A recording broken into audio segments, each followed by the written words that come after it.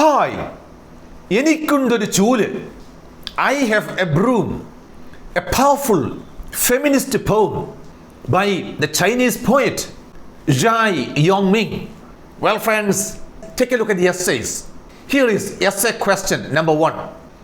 Examine the relationship between work and personal autonomy as expressed in the poem I have a broom.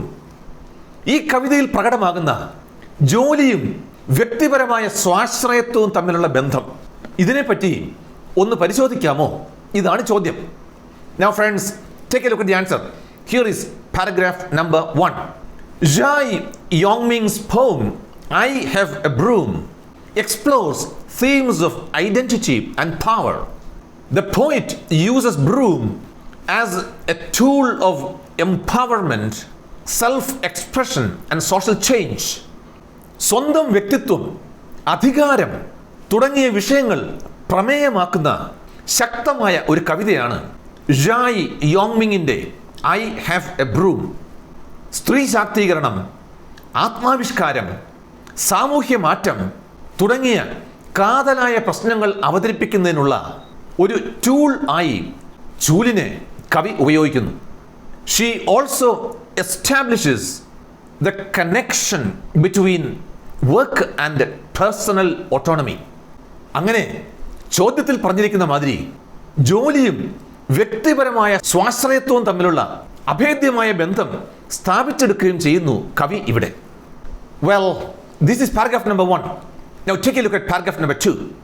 The poet says that she has a broom. കവി വളരെ അഭിമാനത്തോടെ പറയുന്നു അവർക്കൊരു ചൂലുണ്ടെന്ന്. When she holds the broom in her hands, she feels that she has a colorful life, fresh air and her own path.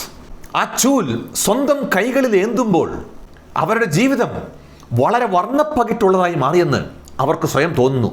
ശുദ്ധമായി ശ്വസിക്കാം, തന്നെയുമല്ല ജീവിക്കാൻ സ്വന്തമായി ഒരു വഴിയുമായിരിക്കുന്നു. The broom helps her to ignore neighbors' ridicule and the obstruction of relatives and friends. ഇനിയിപ്പോൾ അയൽക്കാരുടെ പരിഹാസത്തിനെയൊന്നും കാര്യമാക്കേണ്ടതില്ല, ബന്ധുക്കളുടെയും സുഹൃത്തുക്കളുടെയും ഒക്കെ പാരവെപ്പിനെ ഒട്ടും ഭയക്കേണ്ടതില്ല. Now she has work, so she feels confident. അവർക്കിപ്പോൾ സ്വന്തമായ ഒരു ജോലിയുണ്ട്, അങ്ങനെ ആത്മവിശ്വാസം ഒത്തിരി വർദ്ധിച്ചിട്ടുണ്ട്.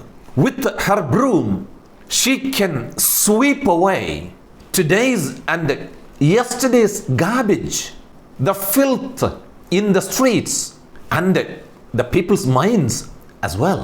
കയ്യിലേന്തിയ ചൂലുകൊണ്ട് ഇന്നത്തെയും ഇന്നലത്തെയും ഒക്കെ മാലിന്യം നീക്കം ചെയ്യാം. തെരുവുകളിലെ അഴുക്കും മനുഷ്യരുടെ മനസ്സിൽ പറ്റിപ്പിടിച്ചിരിക്കുന്ന മാലിന്യവും ഒക്കെ നീക്കം ചെയ്യാം. അങ്ങനെ നാടും നാട്ടാരും ഒക്കെ നല്ല വൃത്തിയാവും. Well, friends, this is paragraph number 2.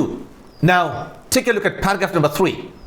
Putting on her new work clothes, the poet looks in the mirror.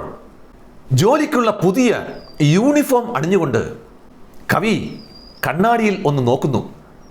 She understands the reason for the mildness of her mother's eyes. ഇപ്പോൾ അവർക്ക് മനസ്സിലാവുന്നുണ്ട് അവരുടെ അമ്മയുടെ കണ്ണുകളിലെ സൗമ്യത എന്തായിരുന്നു എന്ന്. Now she does not have to cast perplexed looks into the street at the colors of billboards. ഇനിയിപ്പോൾ യാതൊരു അങ്കലാപ്പുമില്ലാതെ തെരുവീഥികളിലേക്കും വലിയ പരസ്യ ബോർഡുകളിലേക്കുമൊക്കെ അവർക്ക് ധൈര്യമായി നോക്കാം. She can remove the pained wrinkles of her mother's brows with courage and confidence. അമ്മയുടെ നെറ്റിയിൽ കാണുന്ന വേദനയുടെ ചുളിവുകൾ ധൈര്യത്തോടും ആത്മവിശ്വാസത്തോടും കൂടി അവർക്ക് മായ്ച്ചു കളയാൻ സാധിക്കും. With her mother's blessings, she can brandish a broom. അമ്മയുടെ അനുഗ്രഹത്തോടെ നല്ല മൂർച്ചയേറിയ വാൾ ചുഴറ്റി നടക്കുന്നത് പോലെ ചൂലും വീശി യാതൊരു കൂസലും കൂടാതെ അവർക്ക് നടക്കാം. She can move on, greeting the morning breeze. അങ്ങനെ അവർക്ക് നടന്ന് മുന്നേറാം പ്രഭാതത്തിലെ മന്ദമാരുതനെ വരവേറ്റുകൊണ്ട്. when she looks back at the distance that she has covered, she can see a street that she has cleared of filth. Also, the human minds cleared of filth. അവർ പിന്നിട്ട ദീർഘമായ വഴികളിലേക്ക് തിരിഞ്ഞു നോക്കുമ്പോൾ താൻ തന്നെ വൃത്തിയാക്കിയ സുദീർഘമായ തെരുവുകളും മനുഷ്യ മനസ്സുകളുമൊക്കെ അവർക്ക് കാണാം. Well, friends, this is paragraph number 3. Now take a look at paragraph number 4. The broom is a tool of empowerment, self-expression and social change. ഈ ചൂൽ സ്ത്രീ ശാക്തീകരണത്തിൻ്റെയും ആത്മാവിഷ്കാരത്തിൻ്റെയും സാമൂഹിക പരിവർത്തനത്തിൻ്റെയും ഒക്കെ ഒരായുധമാണ്. The poet asserts her ownership of the broom. ഈ ചൂൽ തൻ്റേത് തന്നെയാണെന്ന് കവി അസന്നിഗ്ധമായി പറയുന്നു. അത് മറ്റാർക്കും വിട്ടുകൊടുക്കാൻ അവർ തയ്യാറല്ല. Her work becomes her own and also instrumental in establishing the connection with her mother. തൻ്റെ ജോലി തൻ്റേത് മാത്രമാണ്. തൻ്റെ പെറ്റമ്മയുമായുള്ള ആത്മബന്ധം ഊട്ടിയുറപ്പിക്കാൻ അത് സഹായിക്കുന്നുണ്ട്. Through work she finds courage, identity and familial roots. ജോലിയിലൂടെ തനിക്ക് നേടിയെടുക്കാൻ പറ്റുന്നത് എന്തെല്ലാമെന്നോ? ധൈര്യം, സ്വത്വം, അതായത് വ്യക്തിത്വം, സ്വന്തമായ ഒരു ഇടം, ഒപ്പം ശക്തമായ കുടുംബ ബന്ധവും. Work becomes a means to claim personal autonomy, a defense against ridicule and a tool to clean the filth, literally and metaphorically. അങ്ങനെ തൻ്റെ വ്യക്തിപരമായ സ്വാശ്രയത്വം, ആളുകളുടെ പരിഹാസത്തെ നേരിടാനുള്ള ഒരു പ്രതിരോധം, നാട്ടിലും നാട്ടാരിലും അടിഞ്ഞുകൂടിയിരിക്കുന്ന മാലിന്യം, അത് അക്ഷരാർത്ഥത്തിലും ആലങ്കാരികമായും ഇതൊക്കെ നീക്കം ചെയ്യാനുള്ള ഒരായുധം, ഇതിനൊക്കെയുള്ള ഒരു മാർഗമായി തീരുന്നു അവരുടെ ജോലി. Well, friends, this is the answer. Now, take a look at the second essay. Here is a question. Is I Have a Broom a feminist poem? What social structures does the poem question and criticize? ഇത് ഒരു feminist കവിതയാണോ? ഏതൊക്കെ സാമൂഹ്യ ഘടനകളെയാണ് ഈ കവിത ചോദ്യം ചെയ്യുന്നതും വിമർശന വിധേയമാക്കുന്നതും? ഇതാണ് ചോദ്യം. Now, here is the answer. Paragraph number 1. Zhai Yongming's poem I Have a Broom explores themes of identity and power. ഈ കവിത സ്ത്രീയുടെ സ്വത്വം, അധികാരം എന്നീ വിഷയങ്ങൾ പ്രതിപാദ്യ വിഷയമാക്കുന്നു. As a feminist poem, it uses broom as a tool of empowerment, self-expression and social change. ഒരു feminist കവിത എന്ന നിലയ്ക്ക് ഈ ചൂൽ എന്ന പണിയായുധത്തെ ഒരു ശക്തമായ ആയുധം തന്നെ ആക്കി മാറ്റുന്നു കവി. എന്തിനുള്ള ആയുധം? അതായത് സ്ത്രീ ശാക്തീകരണത്തിനും ആത്മാവിഷ്കാരത്തിനും സാമൂഹ്യ പരിവർത്തനത്തിനുമുള്ള ഒരായുധം. Well, this is paragraph number 1. Now, take a look at paragraph number 2. The poet says that she has a broom. കവി വളരെ അഭിമാനത്തോടെ പറയുന്നു അവർക്കൊരു ചൂലുണ്ടെന്ന്. When she holds the broom in her hands, she feels that she has a colorful life, fresh air and her own path. ആ ചൂൽ സ്വന്തം കൈകളിൽ ഏന്തുമ്പോൾ അവരുടെ ജീവിതം വളരെ വർണ്ണപ്പകിട്ടുള്ളതായി മാറിയെന്ന് അവർക്ക് സ്വയം തോന്നുന്നു. ശുദ്ധമായി ശ്വസിക്കാൻ തന്നെയുമല്ല, ജീവിക്കാൻ സ്വന്തമായി ഒരു വഴിയുമായിരിക്കുന്നു.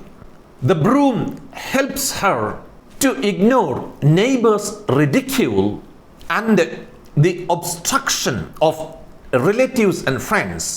ഇനിയിപ്പോൾ അയൽക്കാരുടെ പരിഹാസത്തിനെയൊന്നും കാര്യമാക്കേണ്ടതില്ല, ബന്ധുക്കളുടെയും സുഹൃത്തുക്കളുടെയും ഒക്കെ പാരവെപ്പിനെ ഒട്ടും ഭയക്കേണ്ടതില്ല. Now she has work, so she feels confident. അവർക്കിപ്പോൾ സ്വന്തമായ ഒരു ജോലിയുണ്ട്. അങ്ങനെ ആത്മവിശ്വാസം ഒത്തിരി വർദ്ധിച്ചിട്ടുണ്ട്.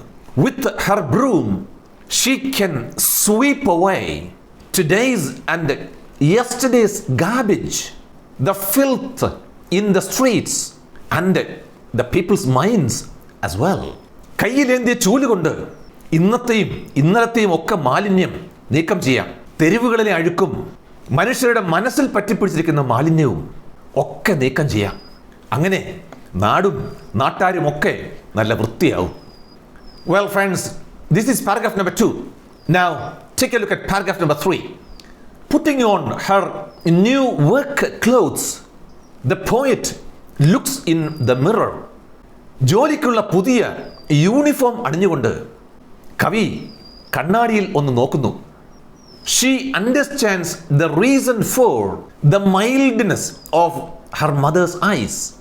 ഇപ്പോൾ അവർക്ക് മനസ്സിലാവുന്നുണ്ട് അവരുടെ അമ്മയുടെ കണ്ണുകളിലെ സൗമ്യത എന്തായിരുന്നു എന്ന്. Now she does not have to cast perplexed looks into the street at the colors of billboards. ഇനിയിപ്പോൾ യാതൊരു അങ്കലാപ്പുമില്ലാതെ തെരുവീഥികളിലേക്കും വലിയ പരസ്യ ബോർഡുകളിലേക്കുമൊക്കെ അവർക്ക് ധൈര്യമായി നോക്കാം. She can remove the pained wrinkles of her mother's brows with courage and confidence. അമ്മയുടെ നെറ്റിയിൽ കാണുന്ന വേദനയുടെ ചുളിവുകൾ ധൈര്യത്തോടും ആത്മവിശ്വാസത്തോടും കൂടി അവർക്ക് മായ്ച്ചു കളയാൻ സാധിക്കും. With her mother's blessings, she can brandish a broom. അമ്മയുടെ അനുഗ്രഹത്തോടെ നല്ല മൂർച്ചയേറിയ വാൾ ചുഴറ്റി നടക്കുന്നത് പോലെ ചൂലും വീശി യാതൊരു കൂസലും കൂടാതെ അവർക്ക് നടക്കാം. She can move on, greeting the morning breeze. അങ്ങനെ അവർക്ക് നടന്ന് മുന്നേറാം പ്രഭാതത്തിലെ മന്ദമാരുതനെ വരവേറ്റുകൊണ്ട്. When she looks back at the distance that she has covered, she can see a street that she has cleared of filth. Also, the human minds cleared of filth. അവർ പിന്നിട്ട ദീർഘമായ വഴികളിലേക്ക് തിരിഞ്ഞു നോക്കുമ്പോൾ താൻ തന്നെ വൃത്തിയാക്കിയ സുദീർഘമായ തെരുവുകളും മനുഷ്യ മനസ്സുകളുമൊക്കെ അവർക്ക് കാണാം. Well friends, this is paragraph number 3. Now take a look at paragraph number 4. The broom is a tool of empowerment, self-expression and social change. തുടക്കത്തിൽ സൂചിപ്പിച്ച മാതിരി സ്ത്രീ ശാക്തീകരണം, ആത്മാവിഷ്കാരം, സാമൂഹ്യ പരിവർത്തനം തുടങ്ങിയ പുരോഗമനപരമായ ആശയങ്ങൾ നടപ്പാക്കാനുള്ള ഒരു ശക്തമായ ആയുധമാണ് ഈ ചൂൽ. The poet asserts her ownership of the broom.